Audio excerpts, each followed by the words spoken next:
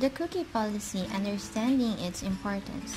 What is a cookie? First off, a cookie, which is popularly known as HTTP cookie, are tiny bits of data that are downloaded as text files on your browser or device whenever you visit a website.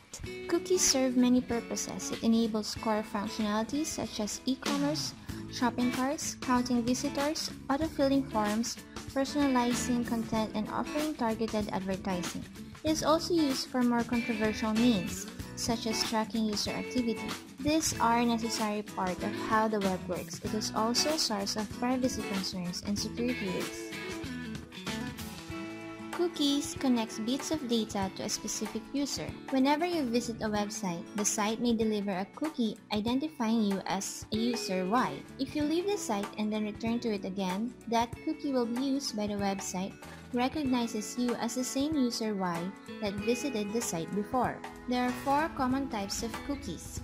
Number 1. Session cookies. Session cookies are temporary cookies that is stored in the browser's memory just until the browser is closed. This type of cookie pose a less of security risks and are used to power e-commerce shopping carts and to control the page elements shown to a user during a single multi-page visit to a website.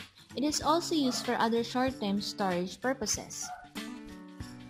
Number 2. Persistent cookies are long-term cookies that are marked by the issuer with an expiration date. These cookies are stored by the browser even after the user have closed the browser. These are sent back to the issuer whenever you visit a site that issued the cookie or view a site that contains a resource, for example an advertisement, issued by the original cookie issuer. This will enable the persistent cookies to track your activity not only on the site that issued the cookie, but also on any site that includes a resource issued by the same site. For example, sites like Google and Facebook uses this type of cookie to create a log of user activity across multiple websites. Whenever you click Remember Me or a similar option will log into an online account, the persistent cookie is used to store your login information on your browser. This type of cookies can eventually pose a greater risk for security issues since it will stick around much longer than the session cookies and can ideally track your activity over time at multiple sites. Number 3. First-party cookies are cookies created and issued by the site you're currently visiting, and while on that site, the cookies are used for various purposes such as making our host filtering future work. Lastly, number 4. Third-party cookies. These are a type of cookies that are added by a domain that is not the domain you are currently visiting. Its most common use is to track users who click on advertisements and associate them with the referring domain. Whenever you click on an ad in a website you're currently visiting, this cookie is used to associate your traffic with the site where the ad appeared. While cookies are a necessary part of how the modern web operates, they also pose a considerable risk of privacy and security issues to the websites that uses them. Just to be clear, cookies are not viruses. Cookies use plain text format. They are not compiled pieces of code, so they cannot be executed or are self-executing.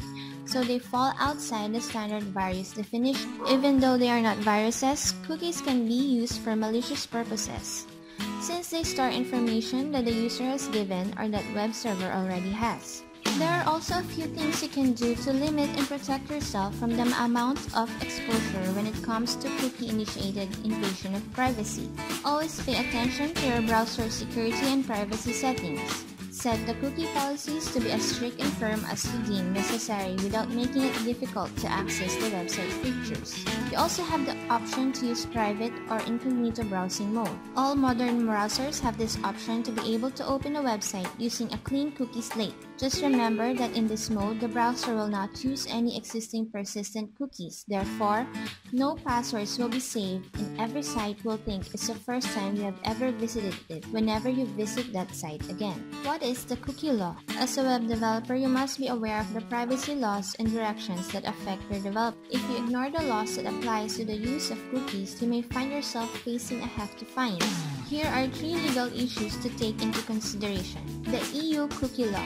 This started out as an EU directive, was later incorporated into law by every country in the EU. In short, the cookie law states that if you are based in the EU or target consumers in the EU, you must get permission from users in order to use cookies.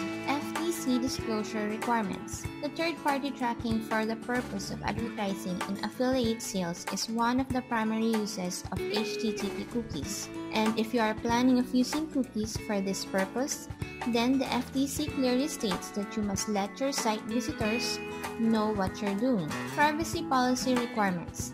There are several countries, including the US, the UK, Australia, and every country in the EU requires you to let users know what you are doing with their personal data.